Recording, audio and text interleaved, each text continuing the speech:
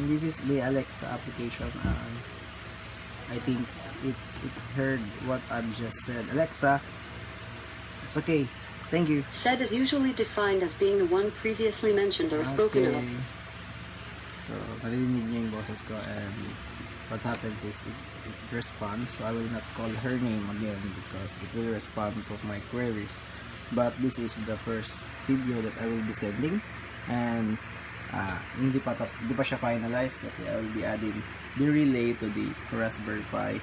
But actually, I have another way, and that is not to connect the Raspberry Pi and the relay in wires. Bale, the Arduino, since it has a GSM embedded to it, what I'll do is just connect the GSM and the Raspberry Pi via wireless.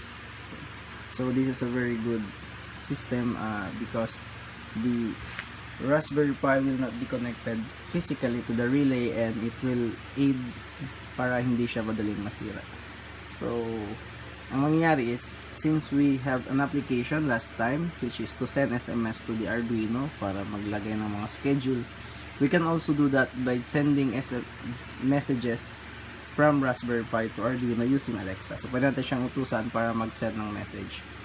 That way, kahit hindi natin kailangan lagyan dito ng connection towards relay para hindi siya madaling masira.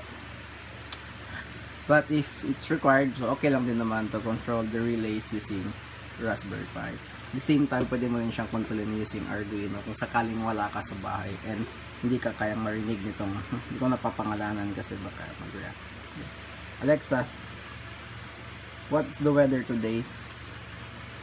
In Kabatongan, it's 78 degrees Fahrenheit with showers.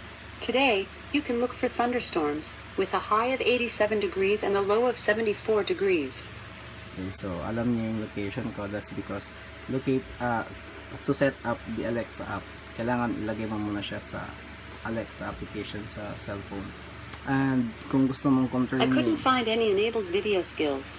Go to the music, video, and books section of the Alexa app. Enable the video provider you want, then link your account and complete setup.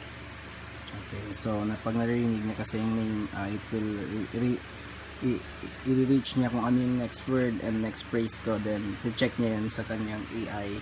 So just try to, dito sa video na to, iwasan ko yung pagsasabi ng kanyang boses. Pero what happens is, if I want to control this using this application,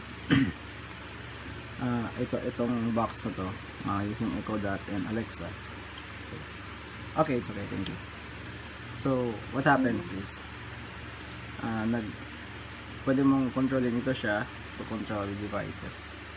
But sa initial setup, kailangan mo siyang i-set up lang. Actually, simple lang yung setup sa kanya sa Android application. I-connect lang siya sa internet. So that's it. And all of the setup will be done using programming the Raspberry Pi. Okay, so I think andito yung kanyang primary tutorial. Ito yung mga skills na pwede mong ilagay sa kanya. So you can also link your contacts. So dun sa my cellphone, itong cellphone na to, pwede kong i-link dito yung lahat ng contacts ko dito, yung mga gusto i-text, yung mga kakilala ko na number. Pwede mong i-port yun going to the Raspberry Pi. And yung ating assistant can send SMS to that contacts. Pwede mo lang sabihin, send message to, let's say, yung pangalan Mr. ganito. Then kung ano yung laman ng message is also possible. So I can do that. But actually, that's my plan to do, to contact Arduino para makausap si Arduino lang. So remember, kailangan mo pa rin yung application dito. Okay. Although kahit disconnect mo siya dito, mag-work pa rin siya. It doesn't matter. Pero yun, kailangan kong gumawa ng bagong account so that I can connect this to your account or Gmail account. Kasi it can also send emails. Kung nakikita natin dito sa kanyang contacts, I think settings, things to try, smartphone, skills, pwede kang maglagay ng reminders, list. Okay. So pwede mo siyang i-link sa yung Echo Dot, sa yung email, and send an email. But so far for Facebook, hindi siya pwedeng makipag-link sa Facebook, pero pwede siyang mag-send ng email because this is done by Amazon, so I think wala silang connection with Facebook. So let's say sa reminders naman, like yung gusto natin, kasi gusto natin siyang gawing assistant. Let's say gusto kong i-remind niya ako sa 5:14, Alexa, remind me to cook eggs at 5:14. Is that 5:14 in the morning or in the afternoon? In the morning. Okay, I'll remind you at 5:14 a.m. So yun, antayin natin sa 5:14. Pwede niyang i-remind sa akin na magluto ng eggs at 5:14. So marami talaga siyang pwedeng gawin, and after installing all the skills, okay, so pwede siyang kumanta or mag-play ng music. Actually, pwede niyang i-connect dun sa Amazon. Yung pangalan ng RDs, echo that, but I can change that. I need to change that. Bali, reinstall and reprogram siya ulit. Pwede mo rin siyang tanong ng Fox like, Alexa, what is an Arduino?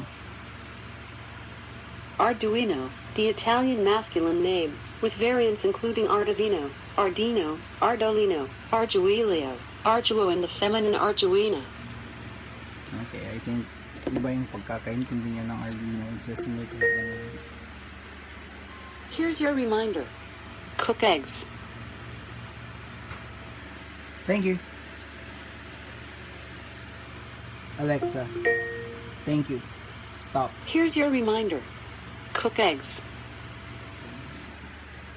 I think kailangan mo siyang sabihan ng stop if you want it to stop reminding you something. And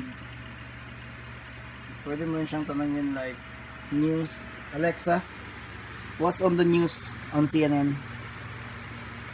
In CNN News. So antayin niyang i-port niya muna yung This news briefing is brought to you by the TD Ameritrade skill for Alexa-enabled devices.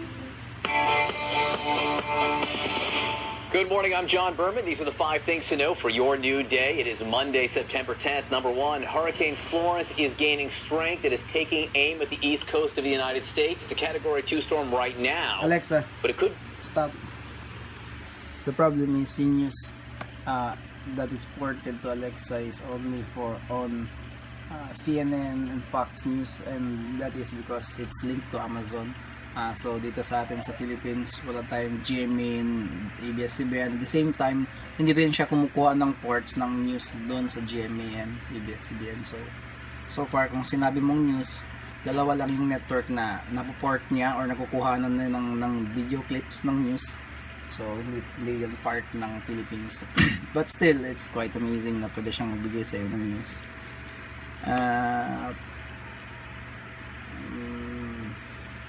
Alexa, who is Jose Rizal? Jose Protasio Rizal Mercado y Alonso Rilonda, widely known as Jose Rizal, was a Filipino nationalist and polymath during the tail end of the Spanish colonial period of the Philippines. Okay, get that. Hindi niya alam na national hero yun. Colonial something yung sinabi niya. But still, it's quite good. It's quite smart. Actually, tinitingnan niya yung Google for that. Amazon and Google almost have the same. Pwede siya. So, pwede pa natin siyang dagdagan ng skills. So, dito sa skills, pwede kang mag-port ng skills. Pero ang ginagawa natin, since nagpo-program tayo, is to create our own skills. So, pwede kang gumawa ng sarili mong skill dito sa Alexa Developer Console. Okay. So, meron akong dalawang skill na nilagay, controller and GPIO control. So, I think the best way for me now for this project is not to have a GPIO control, but just to send message from this, no? Itong Raspberry Pi controller nitong Android or assistant going to Arduino.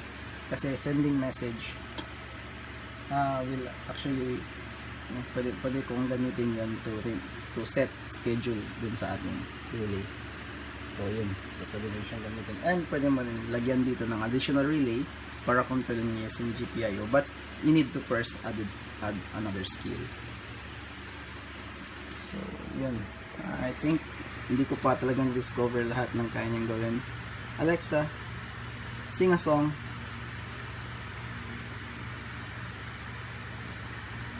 Technology. Technology. Stop.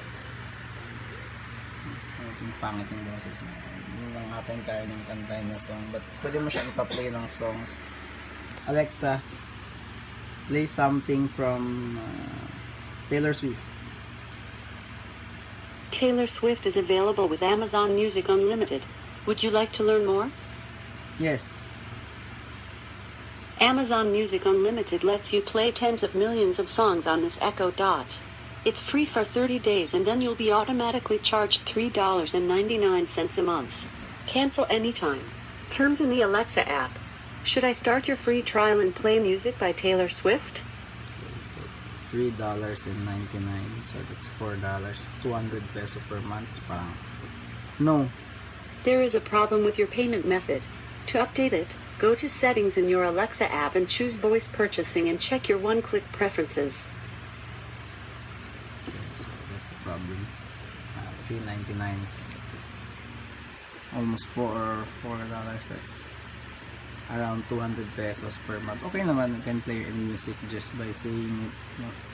So, meron ka daw free na 1 month, 30 days trial. But the problem is this is my account. So, I have free 30 days account. I need to pay. Automatic kasi siya mag-charge after. Alexa, remind me to go to hospital on What's the reminder for? Okay. Go to the hospital on Saturday. When should I remind you? Saturday. When should I remind you? Saturday. What time Saturday should I remind you? 10 a.m. Okay, I'll remind you Saturday at 10 a.m. Okay, so pwede kang magbigay sa kanyang reminders kung anong mga lakad mo sa Saturday. I think pwede rin yung date, so let's try. Alexa, remind me on September 12. What's the reminder for? Buy clothes. What time tomorrow should I remind you? Kanya tomorrow yung 12. 4 p.m. What time tomorrow should I remind you? 4 p.m. Okay, I'll remind you tomorrow at 4 p.m. Okay, so pag mag-remind siya sa'yo, actually sasabihin niya rin yan kung anong kailangan. Like yung cook eggs kanina. So, yun. I think that's all. I still need to have the SMS communication between Arlene and Raspberry Pi. So, para mabuo na natin yung project. But, I'm also amazed kung anong kayang gawin ng system. So, thank you.